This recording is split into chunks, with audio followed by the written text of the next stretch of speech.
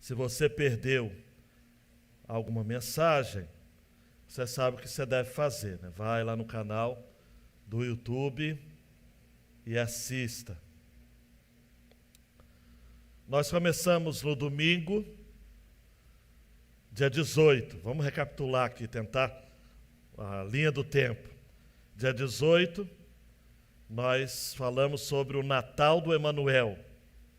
Mateus 1, 18 a 25. O Natal na perspectiva de José. O Natal de quem não era pai, né? Alguém que foi pego de surpresa, avisado por um anjo que a sua noiva estava grávida. E eu contei para vocês como era o noivado, contei que José poderia deixar Maria publicamente, até com uma cerimônia de desposamento, de divórcio, mas ele optou de deixá-la secretamente.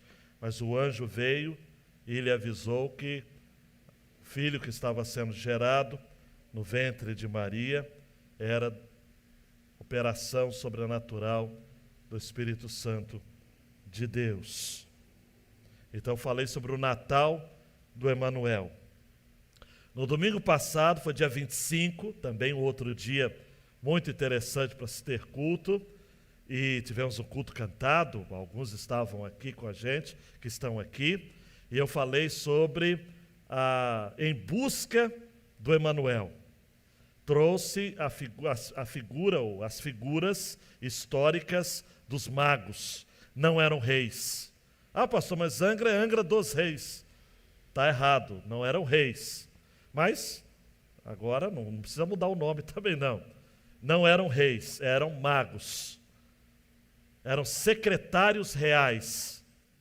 Eram membros do primeiro escalão. Eu até ousei falar aqui algo. Eram discípulos de Daniel, que foi chefe dos magos no período em que ele estava ajudando no poder na Babilônia. E eles, lendo o livro de Daniel, capítulo 9, interpretaram que por ocasião daquele tempo haveria de nascer Jesus. E terminei falando dos presentes dignos de um rei, ouro, de um Deus, incenso, e de um mártir, mirra. A mensagem de hoje, eu já tinha cantado a pedra no dia 18. É a primeira vez que eu a prego. As duas eu já preguei algumas outras vezes. É a saga do Emanuel.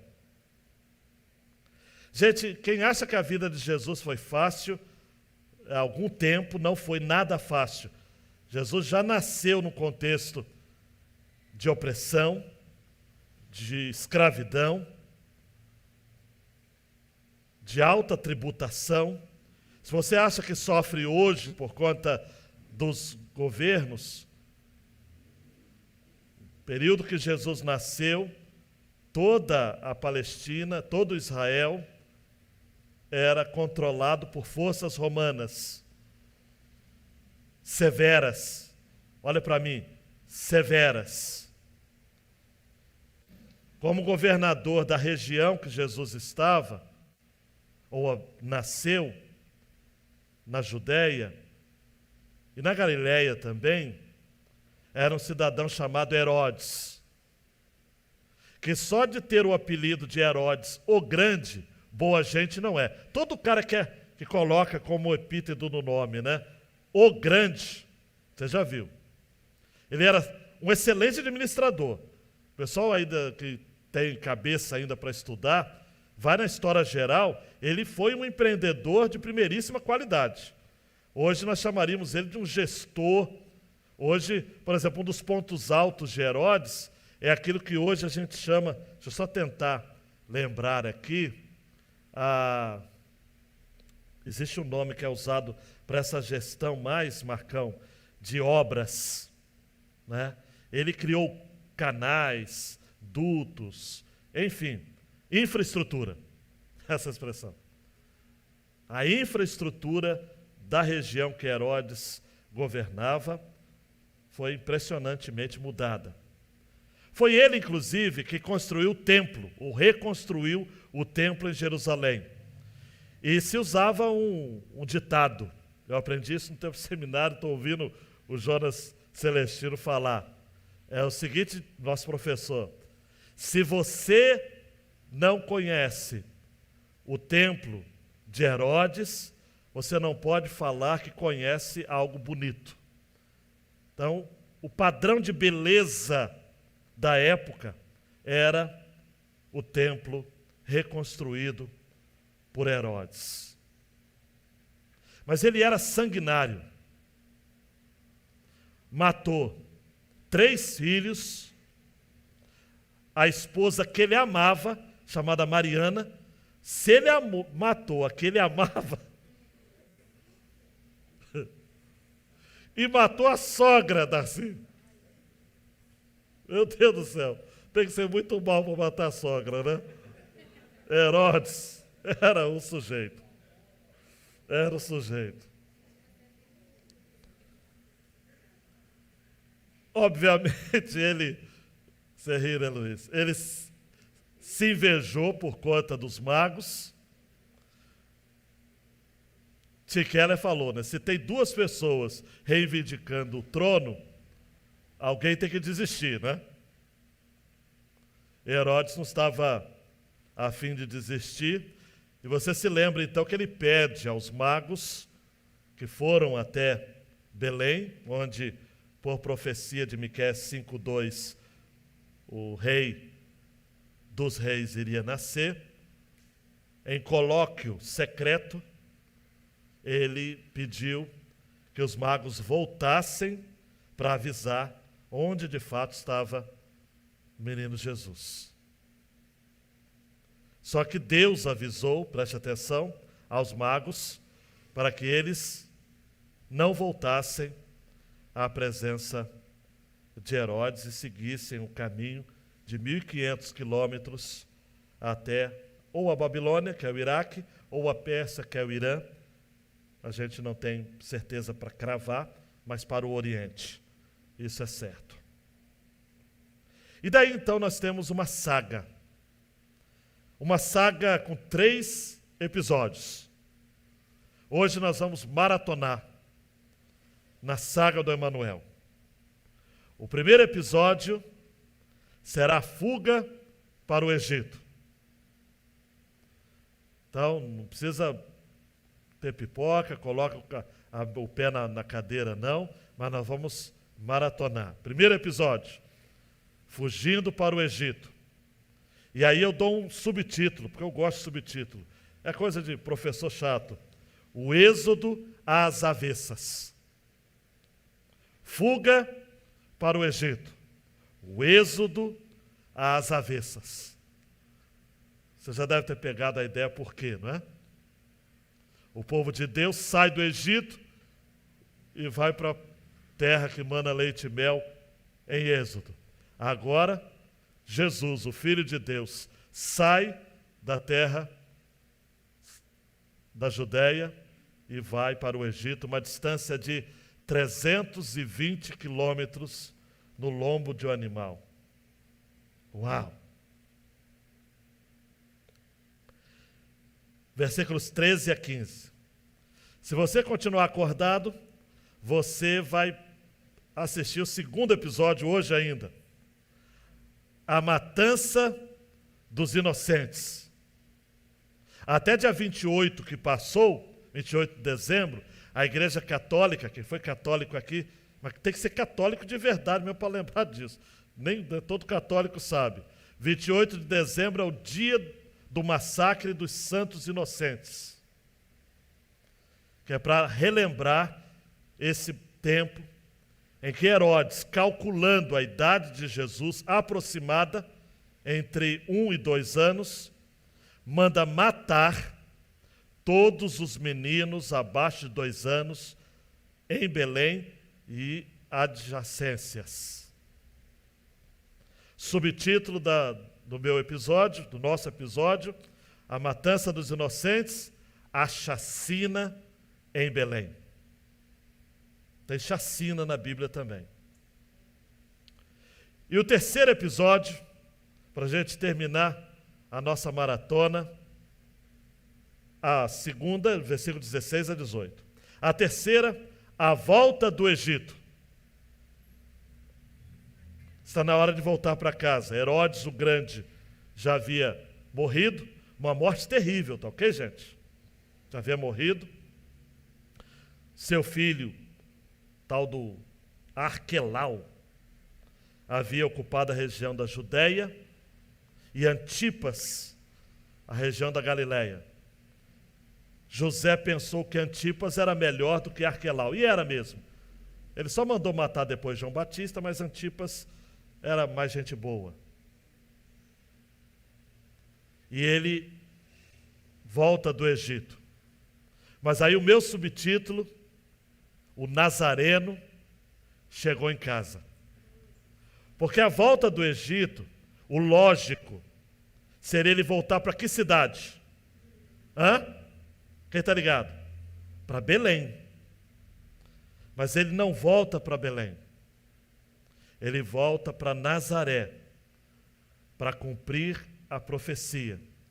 Ele será chamado Nazareno. E aí eu gosto daquele movimento da Mais, não é?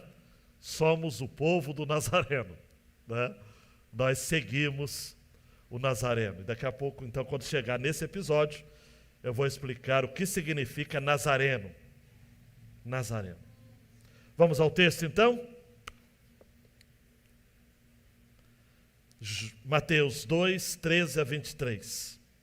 Depois que os magos foram embora, um anjo do Senhor apareceu em sonho a José e disse: levante-se, tome o menino e a sua mãe e fuja para o Egito. Fique por lá até que eu avise você, porque Herodes há de procurar o menino para matá-lo. Levantando-se José, tomou de noite o menino e a sua mãe e partiu para o Egito, onde ficou até a morte de Herodes. Isso aconteceu para se cumprir o que foi dito pelo Senhor por meio do profeta. Aqui é o Oséias, né? Oséias 11:1. Do Egito chamei o meu filho. Vendo-se iludido pelos magos, Herodes ficou muito furioso. Repita comigo, muito furioso. Realmente Herodes ficou muito furioso. E mandou matar todos os meninos de Belém e de todos os seus arredores de 2 anos para baixo, conforme as informações que havia recebido dos magos a respeito do tempo em que a estrela havia aparecido. Então se cumpriu o que foi dito por meio do profeta Jeremias. Está lá em Jeremias 31:15. Ouviu-se um clamor em Ramá, pranto e grande lamento.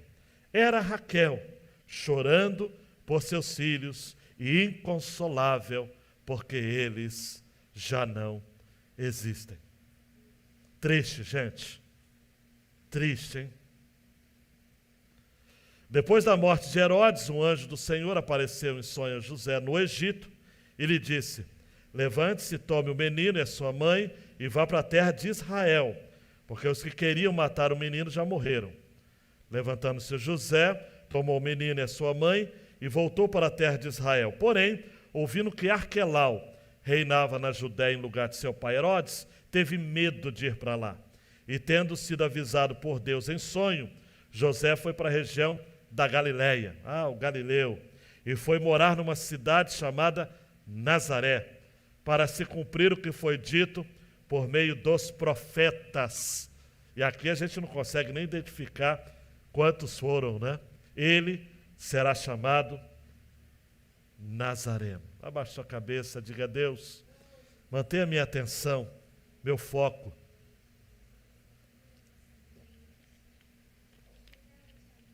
Para a mensagem desta noite. Fale, Senhor. Fale sem distrações ao nosso coração. No nome de Jesus. Amém. Mateus, dando um clique aí, por favor, meu filho. A igreja vai superar seus opositores, seguindo o exemplo do nosso Emanuel. Eu quero conversar com vocês no entendimento de que a saga do Emanuel é a saga também do povo do Emanuel. É a saga da igreja. Já tentaram acabar com a gente, amados, em muitos momentos. E não conseguiram. E jamais vão conseguir. Aleluia. Regimes de esquerda já tentaram, regimes de direita já tentaram. Mas a igreja, amados, é dura de roer. A igreja não tem como derrubar. Não. Eu já contei para vocês que quando acabou o regime da União Soviética, crentes foram encontrados que conheciam apenas textos avulsos da Bíblia, porque a Bíblia não podia ser distribuída. Igrejas inteiras se mantiveram fiéis no período mais difícil, sem poder se reunir em templos, em grandes concentrações. Não foi como no Brasil, que a pandemia foi 7 meses sem culto, e teve gente que não voltou até hoje. Nem volta mais. Não. Eles ficaram anos. A Revolução Russa foi em 1918. O fim da União Soviética foi em 1991. Não vou fazer cálculo matemático aqui de cabeça. Mas você já deu para perceber que durante todo esse tempo havia uma igreja ali, ó, militante, o tempo todo. Foi assim na Romênia, foi assim na antiga Tchecoslováquia, foi assim na Alemanha nazista, está sendo assim na Venezuela, em Cuba. A igreja, amados, a igreja é invencível. Aleluia. Invencível. É como o Emanuel. A igreja vai superar seus opositores. É só seguir a saga do Emanuel. Vamos lá.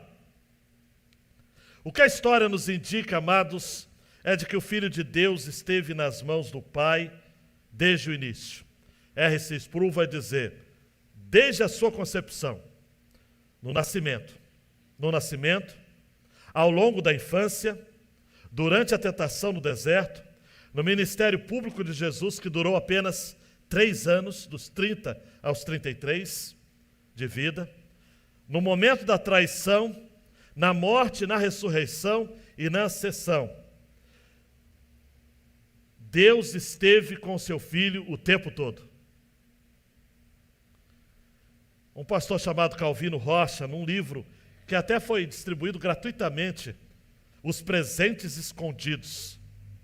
O Natal nos lembra de que Deus está próximo. Deus conosco é uma expressão técnica para a presença ajudadora de Deus junto aos indivíduos.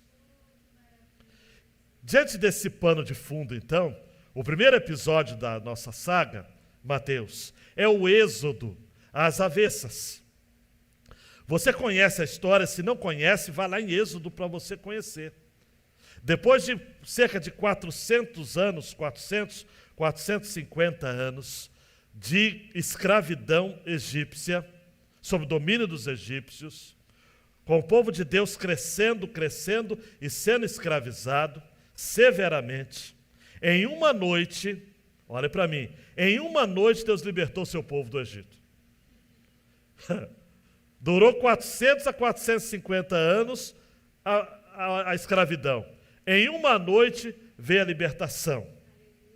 E o povo sai do Egito e vai para a terra que mana leite e mel. Estão comigo? Agora é o avesso, o contrário que acontece. Deus avisa, um anjo do Senhor avisa José: levante-se, versículo 13, tome o menino e sua mãe e fuja para o Egito. Fique por lá até que eu avise você. Gente, esse José era crente de verdade. É igual aos nossos Josés aqui da igreja. Crente de verdade. Só para você ter uma ideia, ele ouve o anjo do Senhor no início, ele ouve agora e ele vai ouvir até o final. O anjo do Senhor. O estranho, amados, é de que nós, quando pensamos, olhe para mim, da visitação de um anjo do Senhor, a gente sempre pensa o quê? Em boas notícias. É ou não é? A gente pensa em anjo do Senhor dizendo o seguinte: coragem, enfrente os seus inimigos, enfrente os seus adversários. Ou para você que de repente está com alguma dor, alguma enfermidade, algum sofrimento, você quer ter a visitação do anjo do Senhor dizendo: curada! Toda adversidade saia de você. Mas o anjo do Senhor que veio para José, nessa ocasião, Dulcineia, disse para ele: fuja. Que loucura! Que loucura! Muitas vezes Deus pede que fujamos. Muitas são as vezes em que Deus não nos tira a dor, não nos tira o espinho. Ontem nós cantamos o hino, né, João? Graças dou pelos espinhos que as rosas têm. Às vezes, Ricardo, Deus vai dizer o seguinte: a minha graça te basta, porque o meu poder se aperfeiçoa na sua fraqueza. Ele disse isso para alguém, inexpressivo apóstolo Paulo, em 2 Coríntios 12. O drama da cruz, amados, começou com Jesus já pequenininho. João Calvino, numa frase memorável, diz: toda a vida de Jesus foi uma cruz perpétua. Palavra de Deus para você: nunca evite a cruz. Nunca evite o sofrimento. Jamais entre em uma igreja que tenha na placa: não sofra mais. Ou algo nesse sentido. A frase não é essa, mas você já entendeu o espírito da coisa. Não. O Filho de Deus foi treinado. O Filho de Deus mamou no leite do sofrimento e da dor. Logo cedo ele precisou fugir. Nós não sabemos a idade de Jesus. O meu palpite, segundo alguns comentaristas, 1 aninho de idade. Quem aqui tem um filho de 1 aninho de idade? Tem alguém aqui? Não, né? Netinho. 1 aninho. Ah, a Valéria. 1 aninho. Imagine, netinho ou netinha? Netinha. 1 aninho. Deus manda o papai e a mamãe dizer: está na hora de fugir. 320 quilômetros no lombo de um animal. Calvino vai dizer: essa fuga faz parte da tolice da cruz, mas supera toda a sabedoria do mundo.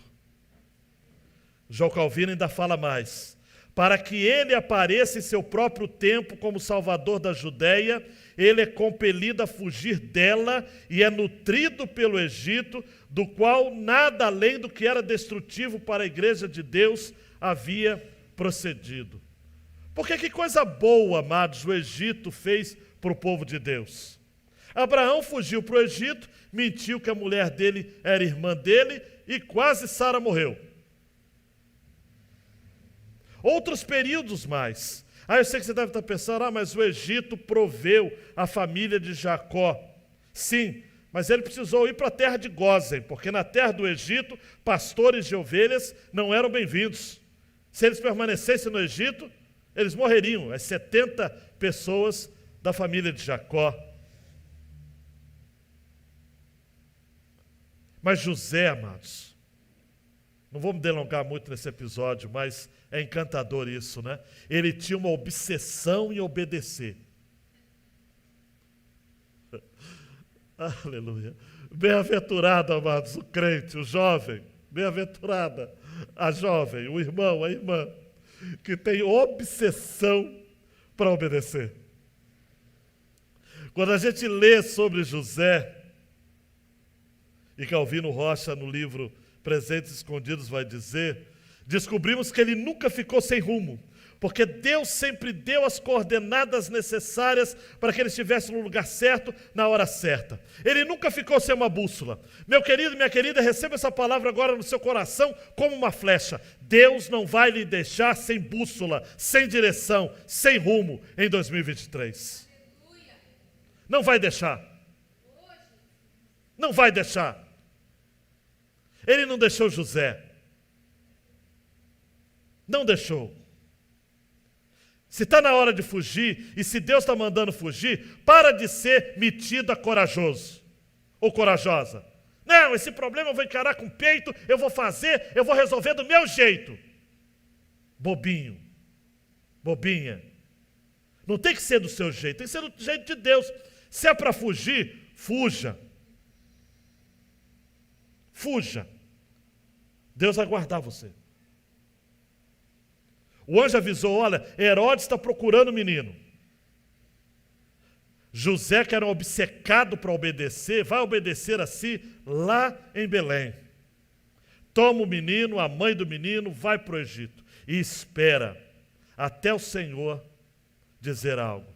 E ainda Mateus, interpreta Isaías 11:1, do Egito chamei o meu filho, o filho aqui é o povo de Israel, de Oséias. Mateus falou não. Na verdade, o perfeito Filho de Deus é Jesus, aquele que nasceu em Belém. E mais tarde, do Egito, ele chamará o seu filho. Por isso que eu disse o Êxodo às avessas. Os judeus, só para dar uma ideia aqui, e um teólogo do Sri Lanka me ajudou a entender esse texto melhor, ele diz o seguinte, olha, os judeus que leram o Evangelho de Mateus também devem ter captado algum paralelo com as tradições judaicas não bíblicas sobre o nascimento de Moisés. E a narrativa aqui então apresenta Jesus tipologicamente como um novo Moisés, como um verdadeiro Israel que encarna a vocação de Deus de ser luz para as nações. E como filho obediente de Deus, esse é o tema que vai aparecer no restante do Evangelho de Mateus. Me permita o nome desse estudioso, desse pastor do Sri Lanka, Vinod Ramachandra. Como foi bom conhecê-lo num artigo do Cristianismo Hoje, né? Christianity Today. Então, tudo foi para cumprir a profecia. Mateus interpreta Jesus como o verdadeiro Israel, o verdadeiro Filho de Deus. The end, final do primeiro episódio. O segundo, Mateus. O segundo é proibido para menores. A chacina em Belém. Esse homem mau chamado Herodes ficou furioso. Eu pedi até para vocês repetirem furioso. No original grego, furioso é inflamado. Ele ficou em chamas. E simplesmente mandou matar todos os meninos menores de 2 anos em Belém e nas adjacências. Olhe para mim, amados. Belém tinha 1.000 habitantes. A estimativa conservadora é de que foram mortas 20 crianças. JBK, 20 meninos. Os guardas chegavam, tinham informantes. Todo regime opressor tem informantes, não é? Na casa da Francisca tem um. Vamos imaginar. Não tem mais, né? Mas já teve. Zé Limari tem um também. Lá no Darcy tem um também. Foram 20 meninos. Uma chacina. Daí então Mateus, mais uma vez, vai usar um texto do Antigo Testamento, que Mateus escreve o seu evangelho para os judeus. E cita Jeremias 31:15. Ouviu-se um clamor em Ramá. Ramá era a passagem da Palestina, da terra de Israel, até a Babilônia. Tinha que passar por Ramá. Então, o profeta Jeremias escreve essa poesia, uma poesia lúgubre, uma poesia de morte. Ouviu-se um clamor em Ramá, pranto e grande tristeza. Era Raquel chorando, evoca Raquel, que foi chamada no livro de Ruth de mãe de Israel, junto com Leia, a esposa amada de Jacó. Por que Raquel? Você conhece a história de Gênesis 35? Raquel estava prestes a dar à luz. Partindo de Belém, faltando pouco para chegar em Efrata. Efrata é a região onde fica Belém. Ó tu, Belém, Efrata. Raquel, que só tinha um filho natural. Qual era o único filho de Raquel? É o pessoal de curiosidade bíblica. José. E José no hebraico, mais uma curiosidade. Willo. José no hebraico significa Deus vai me dar mais um. Deus, ou se você quiser entender como um clamor, Deus me dê mais um. Porque Raquel foi aquela que, apesar de ser a preferida de Jacó, ela era estéril. Certa feita, ela chega para Jacó e fala: me dá filhos, senão eu morrerei. Jacó, que era grosso igual uma porta, disse para ela: sou eu, porventura, Deus para lhe dar algum filho? Mas Raquel orou e o Senhor lhe deu José. E ela, dando esse nome ao filho, Natália, ela estava fazendo a oração: Senhor, me dê só mais um. Eu até me arrepio. E Deus atendeu o pedido de Raquel. Está lá em Gênesis 35, depois você lê, de 16 a 21. Só que ela começou a ter dores de parto, chama a parteira tenta animá-la, dizendo: não tenha medo, você terá um filho.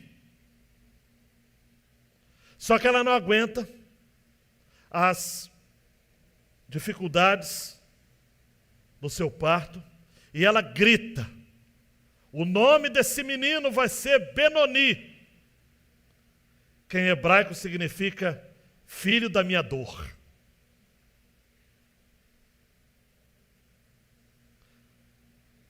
Naquela ocasião, Jacó pega o seu filho, contempla sua mulher morta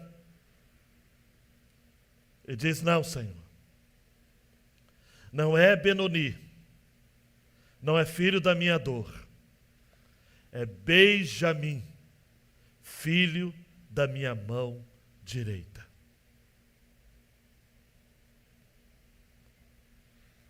E Deus sempre teve um cuidado com essa tribo de Benjamim, né? Saul era de lá, Mardoqueu era de lá, e o apóstolo Paulo era de lá também. Raquel, então, virou símbolo das mães que choram para ter filhos e não podem. Você deve conhecer alguma Raquel, entre aspas, nesse sentido. A vida é muito injusta, amados. Tem gente que não pode ter filho e tem 1, 2, 3, 4, 5, 6, 7, 8, 9, 10. E tem gente que daria tudo para ter só um. Ontem, eu não sei, a gente estava conversando na mesa. Betinho da Poliana contando de uma vizinha dele que ele era criança e lembra isso. A mãe chegou e pediu o carro do pai para o pai levar no hospital. Era o único que tinha um carro na região, o Ed, era um Fusca. A menina escondeu a gravidez, adolescente. Chegou no hospital, deu à luz a menina e disse: eu não quero nem ver. Já passaram-se mais de 30 anos, a enfermeira falou: não, eu consigo alguém para adotar, nem sei qual é o fim da história. Mas isso não é uma história assim, alheia à realidade, acontece. Então Raquel virou símbolo histórico de quem chora para ter filho, ou de quem chora, Cida, por não poder ver o filho crescer, como foi o caso de Raquel.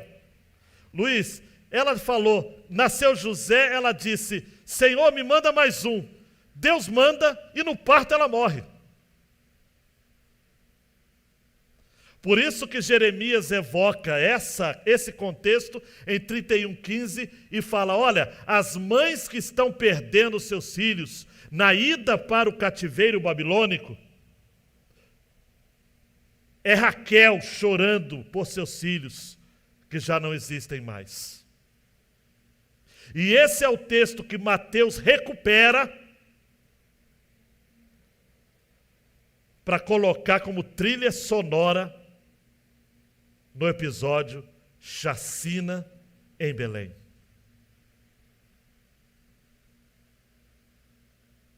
Gente, uma criança evoca uma esperança do futuro. A própria Ana Paula Valadão, ela compunha algumas coisas boas no passado. Ela dizia: quando nasce uma criança, o mundo inteiro sorri, pois nasce a esperança de que algo bom está por vir. É verdade ou não é, gente? Quem tem filho aqui, dá um cansaço, amados. Se chamar Arthur, então, Heitor, tem que ter muita fé. Mas é bom demais. Depois se cresce esse peitoral do Paulino, peitoral desenvolvido, musculoso. Mas é bom uma criança, amados. É bom. Dá trabalho, dá despesa, mas é bom. Mas se está certa a estatística conservadora que eu sigo de 20 meninos executados, pelo menos 20 famílias ficaram sem. Isso a gente não considerar que pode ter tido família que tinha um de 2, um de 1 e outro de 0. Abaixo de 2 anos foram todos executados. Eu não vou me delongar nesse episódio, mereceu uma mensagem só aqui. Mas deixa eu abrir um parênteses aqui. Tem gente que no Natal só fala da alegria de Maria, do magnificado cântico dela em Lucas 2. Lucas 2 não, Lucas 1, né? O cântico de Maria. Vamos celebrar por Maria, mas pelo amor de Deus, vamos lamentar também pelos meninos mortos em Belém. Natal não é tempo só de festa, amados. Natal também é tempo de lamento.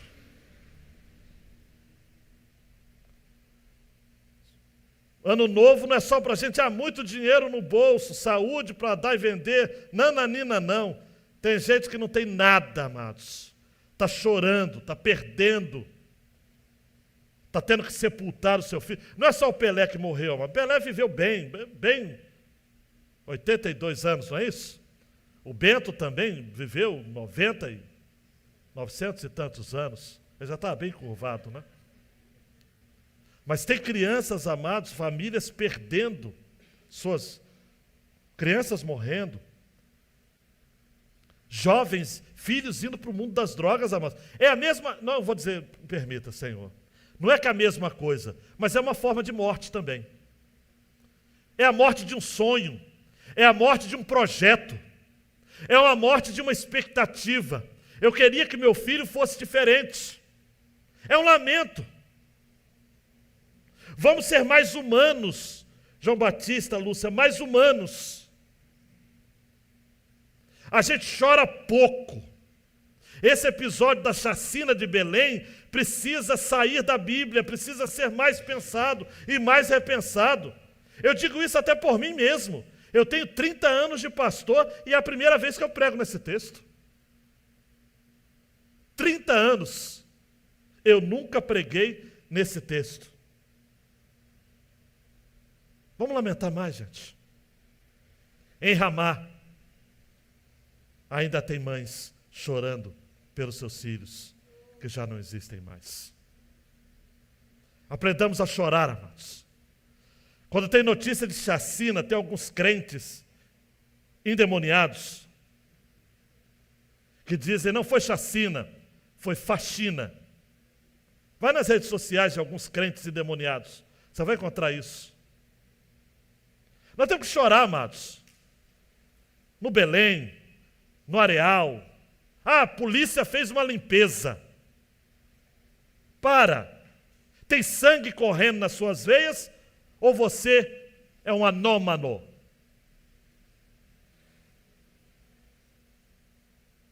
A igreja precisa chorar os seus mortos.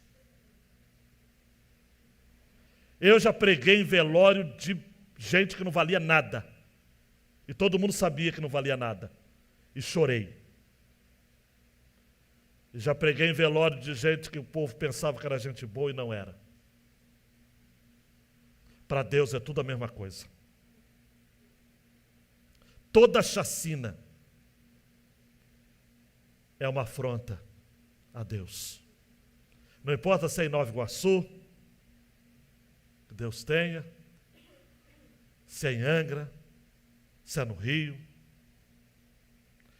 Toda vez que você ouvir a palavra chacina agora, lembra de Raquel chorando pelos seus filhos que não existem. Está combinado? Está combinado? Lembra. Lembra. Chacina. Jeremias 31:15 e Êxodo 35:16 a 21 e Mateus 2:16 a 18. Lembra? Para evocar a sua humanidade.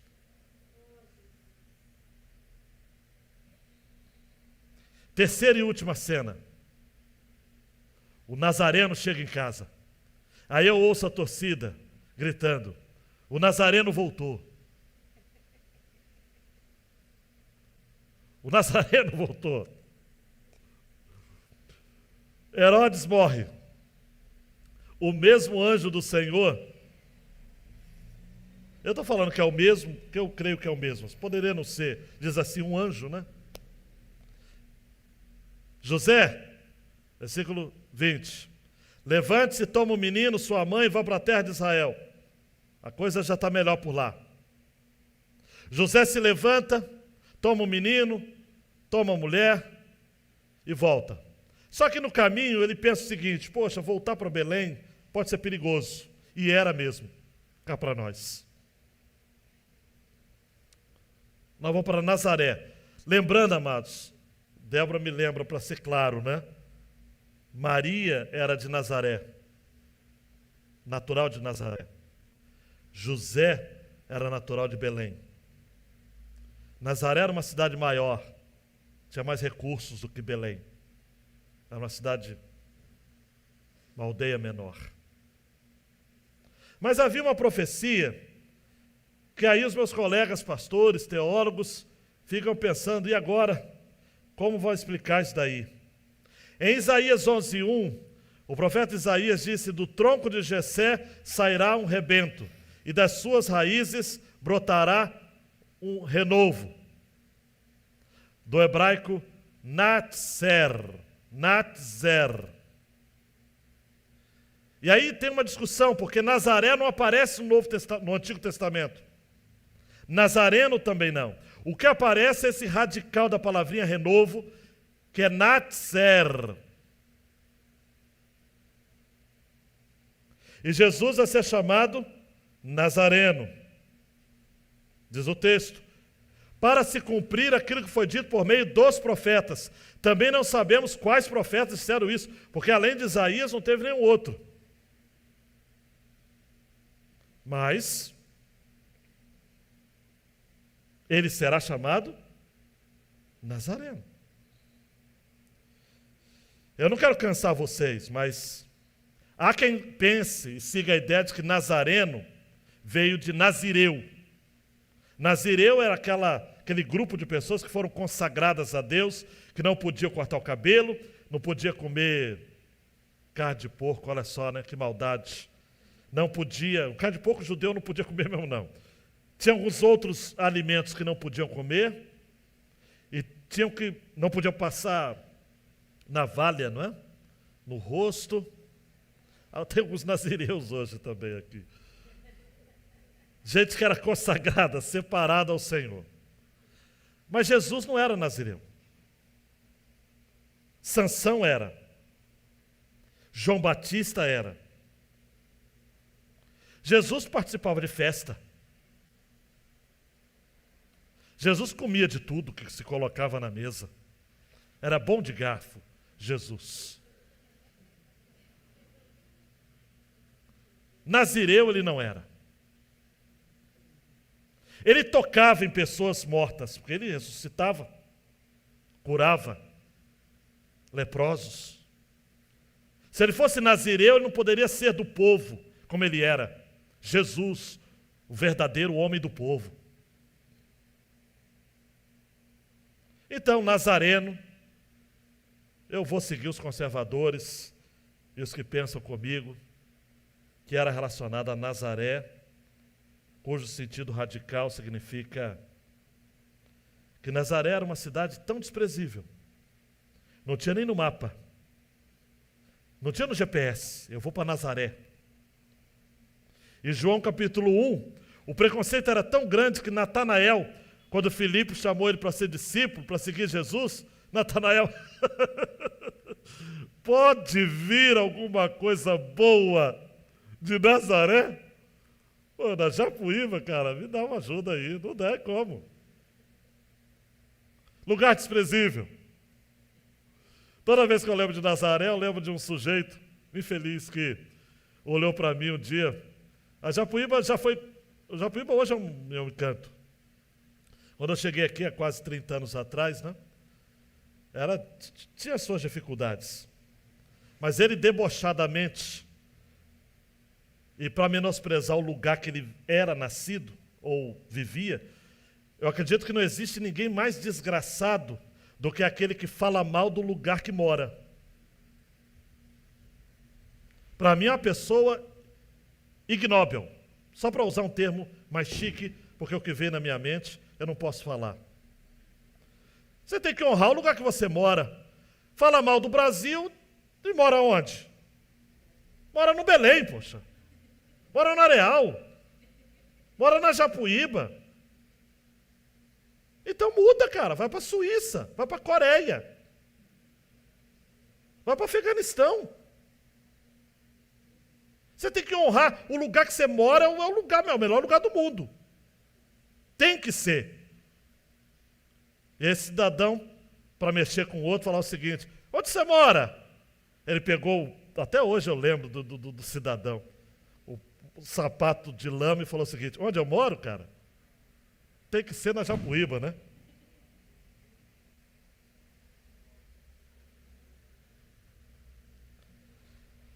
Era parecido com a questão de Nazaré. Pode vir alguma coisa boa de Nazaré?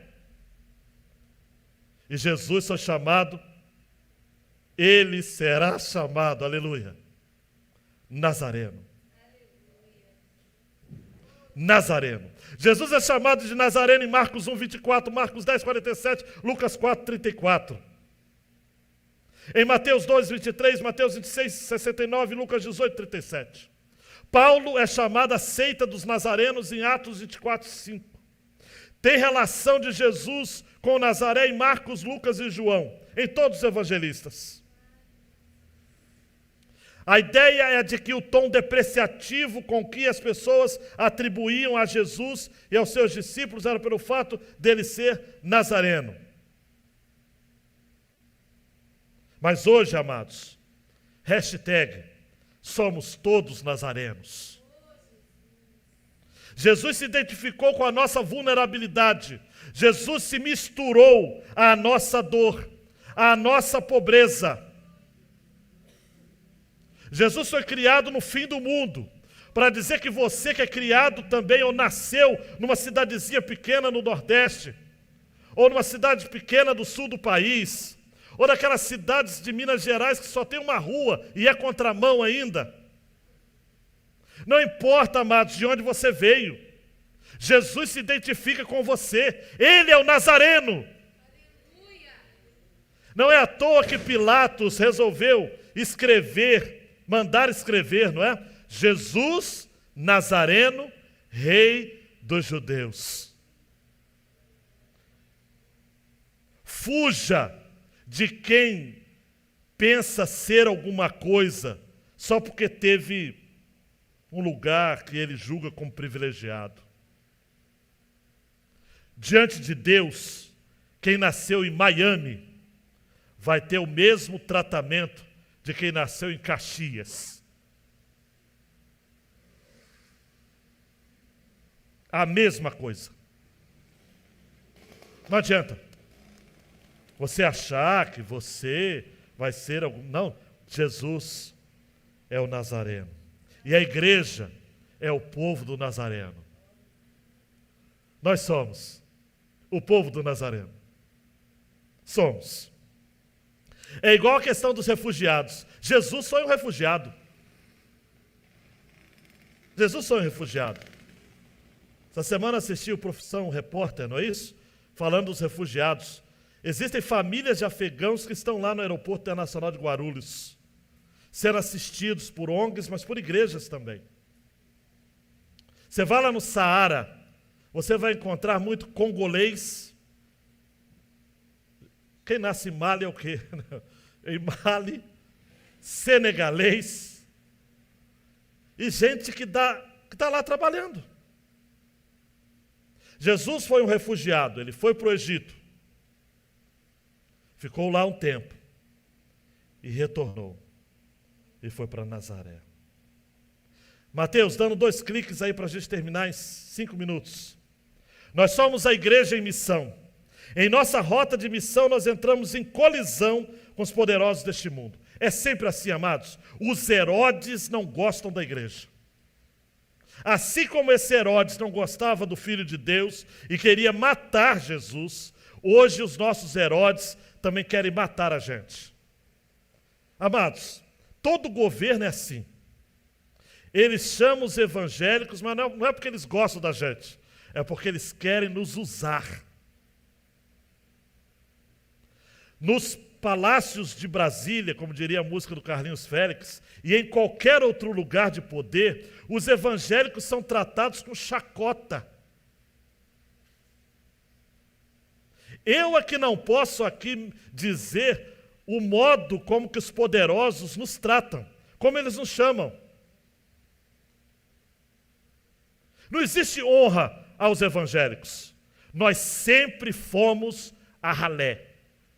E ainda por conta de pessoas do nosso meio que são inescrupulosos, pedantes, ordinários, ladrões, corruptos, mercenários, imorais, adúlteros e outros mais, todos nos tratam como se nós fôssemos estes. Nós somos colocados no mesmo saco dessa turma toda. Você acha que é fácil ser pastor hoje em dia? Porque o que tem de pastor fazendo, toda vez a mídia fala, pastor fez isso, pastor fez aquilo. Eu, quando me apresento de pastor, já falei isso com vocês, o pessoal ri, mas é sério. Eu falo que eu sou pastor, as pessoas escondem a carteira. Já pensam assim, o que ele vai pedir de mim? ou qual mentira ele vai contar. Ser evangélico hoje, Campo Grande é assim também, Luiz. Nós somos tratados como massa de manobra.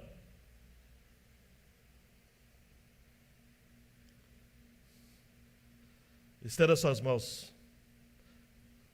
Mas Deus manda dizer a você, Gênesis 28:15, eis que eu estou com você e o guardarei por onde quer que você for. Farei com que você volte para esta terra, porque não o abandonarei até que eu cumpra aquilo que eu lhe prometi.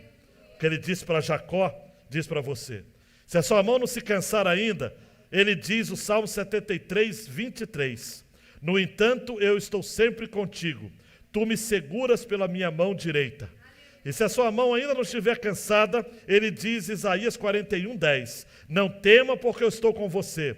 Não fique com medo, porque eu sou o teu Deus. Eu lhe dou forças, sim, eu o ajudo. Eu o seguro com a mão direita da minha justiça. E para terminar com chave de ouro, ele vai dizer em Mateus 28:20, eis que eu estou com vocês todos os dias, até a consumação dos séculos. A igreja pode dizer amém? Amém. Todo dia, toda hora. 2023 e só está começando. O mundo vai nos tratar mal, amados, sempre, com reservas. Alô, eu quero comprar tal coisa, eu gostaria de comprar com o CNPJ da igreja. Tem como ter crédito? Igreja não tem crédito aqui. Não tem. É difícil comprar coisa em nome da igreja. Ou é tanto documento que pede, porque o que tem de igreja caloteira no Brasil é impressionante. Então a gente que quer pagar direitinho, não consegue comprar muita coisa, não. Aí tem que ir em Volta Redonda, buscar um amigo, chamar gente para indicar. Não é fácil, não. Mas Deus falou que estaria conosco. Amém, aleluia, amém. Por fim, nós somos igreja em missão. E em nossa jornada iremos enfrentar choro e dor de pessoas que sinceramente estão lamentando diante de Deus. Nós temos que protestar, amados. Mas o nosso protesto é diante de Deus contra o sofrimento injusto que os mais pobres têm sofrido neste país. Devemos chorar pelos nossos pecados também, pela nossa insensibilidade social. Devemos chorar também porque nós nos afastamos do mundo, quando deveríamos ser sal da terra, na terra e luz do mundo, no mundo. Nós precisamos nos envergonhar porque há pessoas entre nós que brigam entre nós mesmos. Igrejas que se digladiam. Pastores que um está interessado no rebanho do outro. Eu acho interessante quando um pastor, eu chamo de amigo, mas a ver o cara não é nem meu amigo, fala assim comigo, pastor Ezequias, fulano de tal, ainda está na Ibacem? Eu fico pensando, meu Deus do céu, o cara está de olho mesmo aqui. Ele está de olho no rebanho dele. Ainda está? Aí eu olho para o cidadão e falo, até onde eu sei está, meu querido. Meu Deus, gente. Eu nunca convidei ninguém de outra igreja para vir para cá. 30 anos. Esse pecado eu não tenho, nunca. Eu errei até de não chamar. Alguns vieram, ficaram 2, 3 meses, eu não falei nada, voltaram. Que bom. Porque eu não quero, amados, eu quero ganhar pessoas lá de fora, amados. Ganhar crente é fácil, ué. Mas as pessoas ficam de olho na Ibacem, dizendo o seguinte, e alguns até falam, poxa, saiu um pessoal da Ibacem, já são líderes aqui, são uma bênção, vieram prontos. Ou eu imaginei que viriam prontos.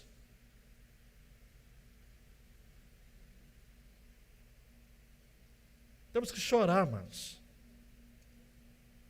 Temos que chorar. Por fim, ainda bem que Jesus está conosco, amados. Né, Mateus? Deixa a última tela aí.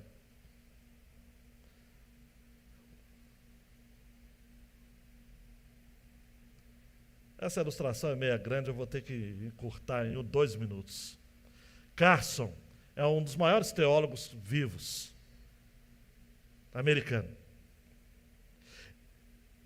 Para quem não sabe, Carson, o Helder deve ter alguma coisa dele, Luiz também, D.A. Carson. Ele é membro de uma igreja lá em Washington, Capitol Hill, do Mark Dever. Pouca gente sabe que o Carson, ele não foi teólogo de primeira, né? A primeira formação do Carson foi química e matemática. Pode ver gente boa também que faz química e matemática. Ele se formou no Canadá. E lá ele conheceu um paquistanês. E esse paquistanês estava na universidade para obter um PhD em estudos islâmicos. Como todos os que vão estudar fora do país, ele tinha suas dificuldades. Ele deixou sua esposa e seus filhos no Paquistão. Ele era um teólogo muçulmano, muito bem treinado.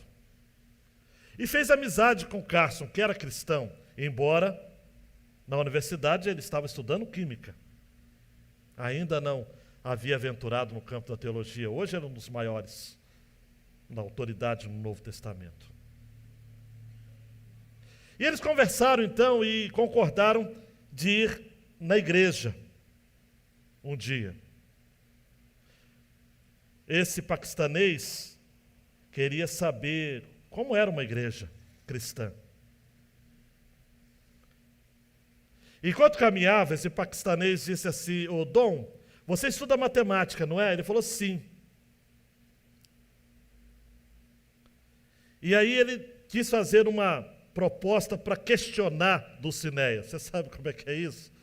Até que ponto Carson de fato era cristão mesmo.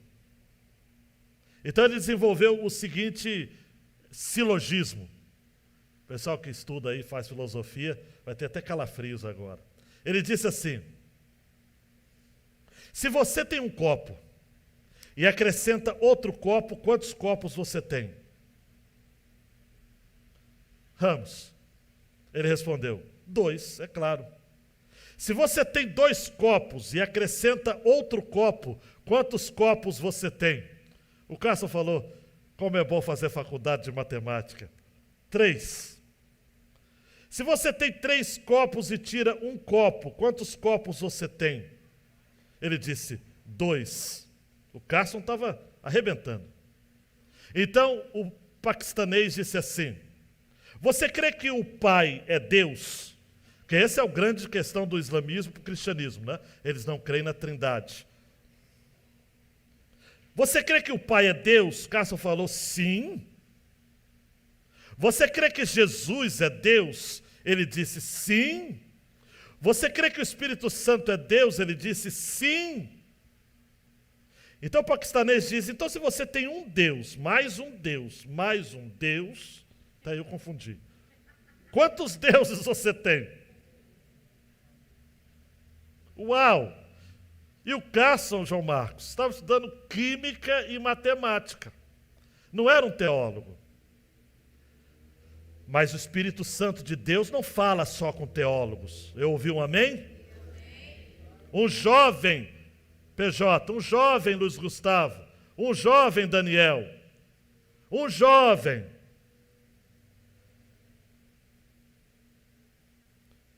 Respondeu assim ao amigo paquistanês: ouça, se você está usando um modelo matemático,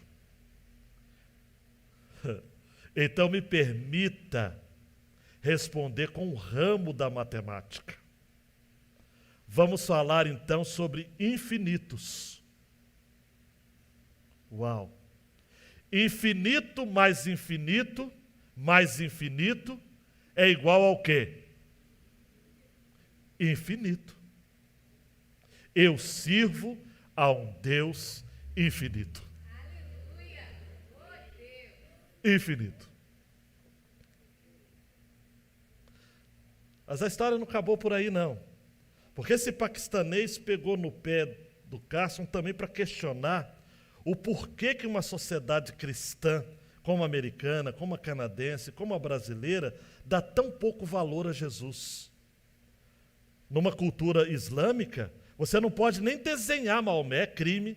Escrever o nome dele tem que ser algumas situações. Fazer piada sobre o nome dele é algo que é resolvido na base da morte.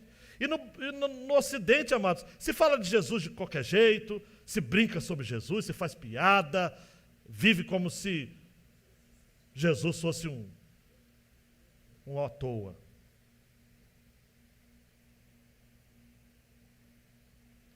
Carson dá uma Bíblia para o seu amigo paquistanês. Ele pegou a Bíblia e perguntou: onde eu começo? Ele disse assim: olha, o Carson não é. Começa pelo Evangelho de João. E depois você lê Mateus, Marcos e Lucas. Ele, como leitor veraz, ele era um teólogo islâmico, perguntou: quantas páginas eu posso ler hoje de noite? O Carson falou: quanto mais, melhor. Só que o oriental, amados, não lê como a gente. A gente lê assim, pá, depois você esquece que já leu no outro e vai indo. O islâmico, o oriental, ele lê para reflete. Lê para reflete. E até decora determinados trechos. Naquele mesmo ano, por ocasião do Natal, Carson trouxe aquele jovem para a casa dos seus pais. E o seu amigo ficou sozinho, junto com ele ali, o Mohammad. Com isso, Carson aproveitou para levar Mohammad para conhecer outros lugares. E aí é que entra o ponto-chave da história. Levou para a sede do parlamento. Chegou lá, havia cerca de 30 pessoas que estavam conhecendo a biblioteca do Congresso americano, o Senado, a Câmara dos Deputados, americano não, no Canadá. Os primeiros ministros, a foto dos primeiros ministros do Canadá. Nisso, o guia parou sobre uma figura histórica e disse assim: olha, ali está Aristóteles. Todo governo é baseado no seu conhecimento. E depois mostrou Moisés dizendo: ali está Moisés. Toda a lei do nosso governo está baseado nele. Nisso parou. O paquistanês levantou a mão e disse assim: mas onde está Jesus Cristo? O guia falou: não entendi, senhor. Onde está Jesus Cristo?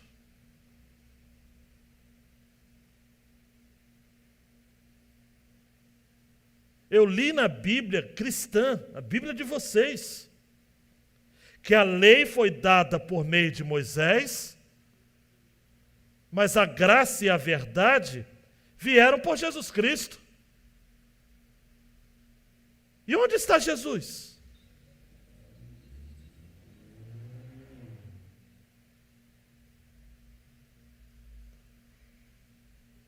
Aonde está Jesus na sua vida?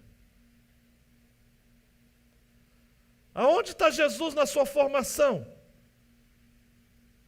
Aonde está Jesus no modo como você considera, do modo como você deve namorar? O modo como você deve constituir família. Onde está Jesus nisso? O modo como eu me comporto no trabalho. Onde está Jesus nisso? Nós somos hipócritas, amados. Nós dizemos que somos uma sociedade cristã, mas de Cristo não tem nada. Falamos que a Bíblia é a palavra de Deus, mas nunca abrimos para ler. Nós falamos que somos crentes, mas nós só vimos aos cultos quando a gente não tem uma outra coisa para fazer. A gente fala que Jesus é o nosso rei, mas a gente tem os nossos ídolos pessoais na política, no futebol. e no entretenimento. Se a gente está com Jesus, tem que estar com Ele. Mas tem que estar com Ele para valer. Porque ou Jesus é tudo para você, ou Ele não é nada. Mais ou menos, Ele nunca vai ser. Precisou um paquistanês. A história não diz, eu nem sei se esse sujeito se converteu. Mas Carson depois, ele compartilha essa história no seu livro O Deus Presente. Que graças a um paquistanês, o Muhammad, ele parou e reviu que de fato ele era cristão, mas tinha pouco de Cristo.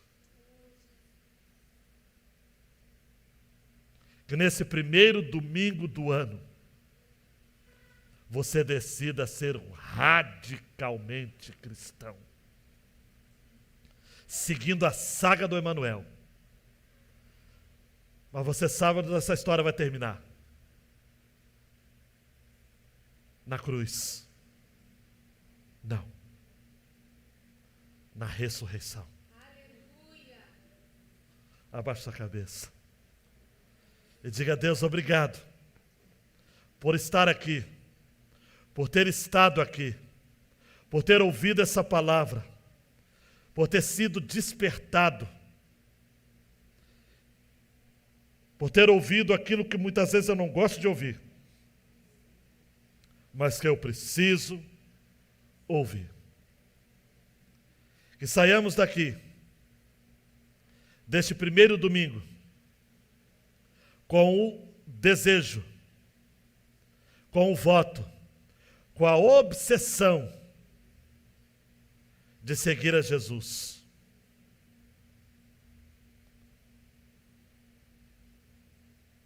Mesmo que essa saga me leve a episódios, a capítulos de dor e de lamento. Eu não quero sofrer menos, diga ao Senhor. Eu quero sofrer com o Senhor. Se o Senhor não quiser passar de mim esse cálice, como não passou para o seu filho, me dê ao menos a garantia de que o Senhor estará comigo até o fim. Até o fim. Até o fim. Até o fim. No nome de Jesus.